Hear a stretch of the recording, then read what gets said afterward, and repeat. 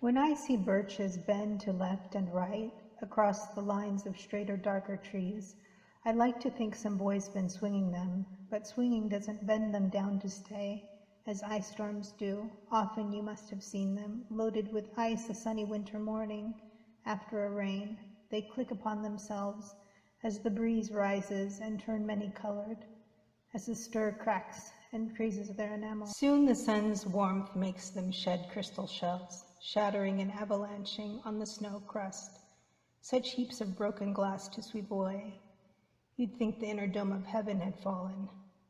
They are dragged to the withered bracken by the load, and they seem not to break. Though once they are bowed so low for long, they never right themselves. You may see their trunks arching in the woods years afterwards, trailing their leaves on the ground like girls on hands and knees that throw their hair before them over their heads to dry in the sun. But I was going to say, when truth broke in with all her matter-of-fact about the ice storm, I should prefer to have some boy bend them as he went out and in to fetch the cows.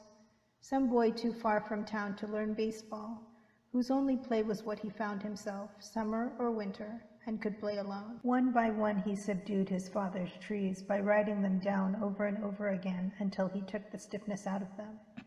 And not one but hung limp, not one was left for him to conquer. He learned all there was to learn about not launching out too soon, and so not carrying the tree away clear to the ground. He always kept his poise to the top branches, climbing carefully with the same pains you use to fill a cup, up to the brim and even above the brim. Then he flung outward, feet first, with a swish, kicking his way down through the air to the ground. So was I once myself a swinger of birches, and so I dream of going back to be.